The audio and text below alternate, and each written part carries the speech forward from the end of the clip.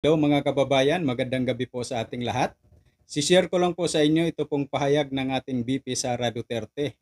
Tungkol po ito dun sa super typhoon na nagngangalang Juan.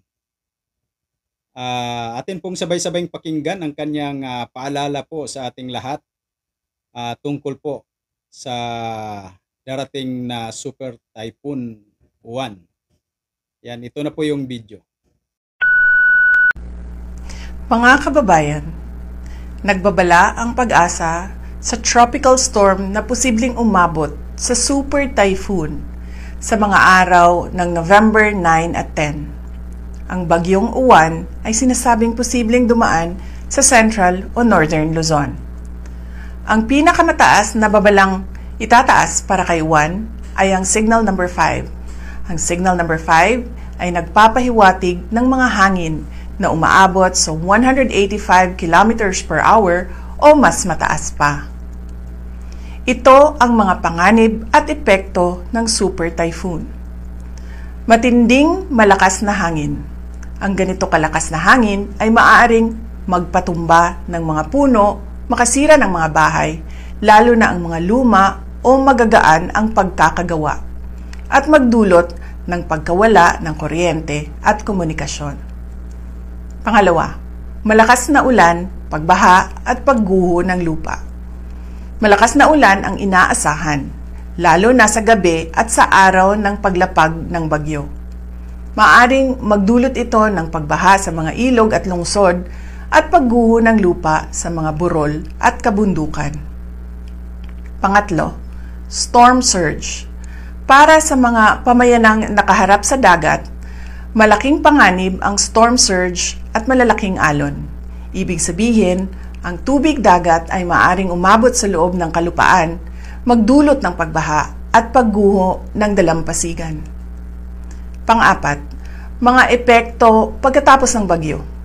Pagkawala ng kuryente, tubig at transportasyon.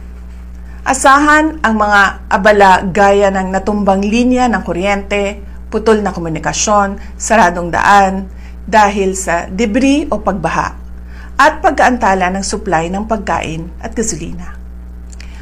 Ang mga serbisyo ng emergency at rescue ay maaring ma-overload o maantala.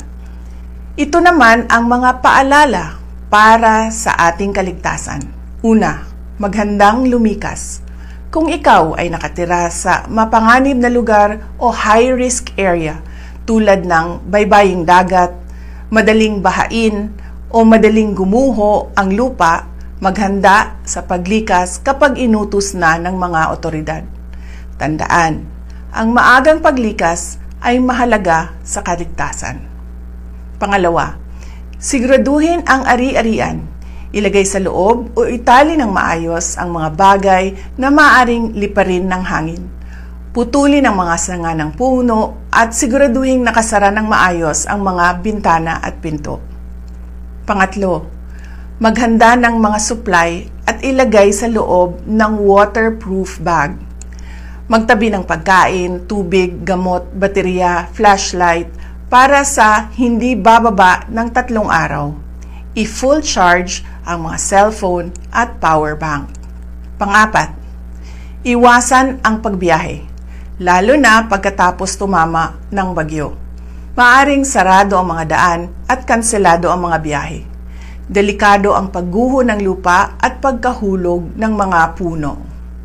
Panglima, lumayo sa baybayin, lalo na habang tumatama ang bagyo.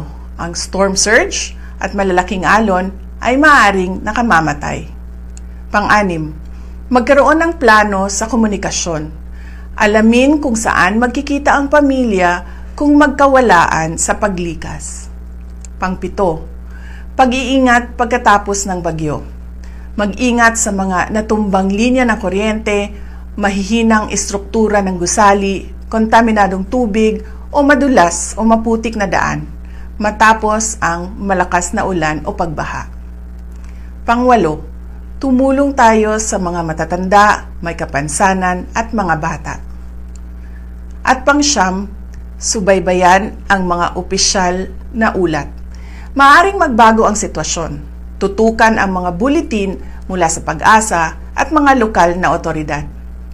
Maghanda tayo habang wala pa ang bagyo para mapanigurado ang kaligtasan ng bawat isa. Mas mabuti ng labis ang paghahanda kaysa walang kahandaan. Syukran. Ayan guys, yan po ang pahayag po ni BP Sara. Ganito dapat, no? Itong ginagawa ni BP Sara, talagang pang presidente na ang dating, di ba? Dapat ganito, hindi yung pagkatapos ng bagyo, may mga nasalanta na, mga binabaha, nawawala ng bahay, pero ang ating presidente dumating, kinabukasan na or isang araw pagkatapos ng sakuna. Oh. At saka magsabi na kailangang maimbestigahan kung saan nanggagaling ang tubig. Ayan, dapat ganito. Kagaya dati ni Pangulong Tatay Digong, Pangulong PRRD, na pag ganito na balita na merong darating na malakas na bagyo or isang super typhoon kagaya nitong bagyong Uwan. Ayan, nakahanda na yung mga rescue team, yung mga pagkain, yung mga iba't ibang mga ahensya ng gobyerno nakahanda sa kanilang mga gagawin pagkatapos ng isang sakuna or bagyo. Pero itong nangyayari sa Cebu, wala. Ika nga kay Attorney Rowena Guanzon, nasaan daw yung mga rescue team? Wala kang makitang mga Coast Guard habang nagsisigaw ang mga tao na kailangan namin ng tulong, nandoon sa mga bintana, nandoon sa mga bubong, nandoon sa mga puno, nagsisigaw ng kailangan namin ng tulong, pero wala kang nakikitang mga Coast Guard. Di kagaya nung panahon ni Pangulong Duterte, makikita mo, wala pa yung bagyo, makikita mo na nakahanda na yung mga Coast Guard para sa rescue na gagawin. Pero itong nangyayaring pagbaha, malaking pagbaha dyan sa Cebu, ayan, biro mo, wala kang makikitang mga Coast Guard na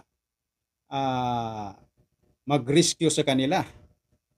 Ang makikita lang natin yung mga tao na kanya-kanyang gawa ng diskarte para lang sila po'y makasurvive sa malaking pagbaha. At ito ngang pagkatapos ng malaking sakuna, pagbaha, dyan sa Cebu, sa bagyong Tino,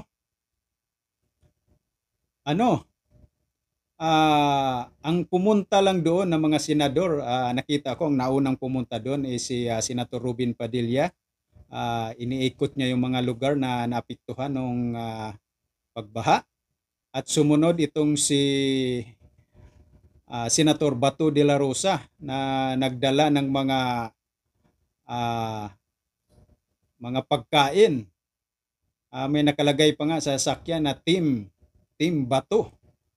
At sumunod itong si Senator Bongo na namigay ng mga pagkain. Alam naman nating lahat na ito si Senator Bongo, napaka-energetic to pagdating sa may mga sakuna gaya ng sunog, baha, lindol. Hindi yan nagpapahuli na magbigay ng tulong sa ating mga kababayan. At itong bago lang si Senator Rodante Marcolita. Ayan, dumating din si Senator Rodante Marcolita. O apat na sila. Ay, nasaan yung 20? Ayan, nasaan yung 20 senators na pag-eleksyon, kasulok-sulukan mga squatter dyan sa Cebu, mga kababayan natin, pinupuntahan, nagsasalita, nagmamakaawa, na iboto. Pero nasaan sila?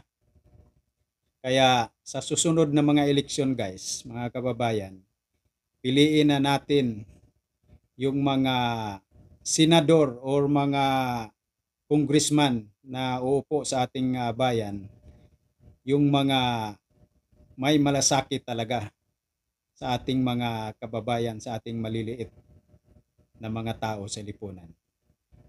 Ayan, hanggang dito na lang po tayo. Maraming salamat po sa inyong panonood. God bless po sa ating lahat. Lagi po tayong magdasal na sana po ay ilayo tayo sa mga sakuna gaya ng bagyo, sunog at lindol. Maraming salamat. God bless po sa ating lahat. Ingat.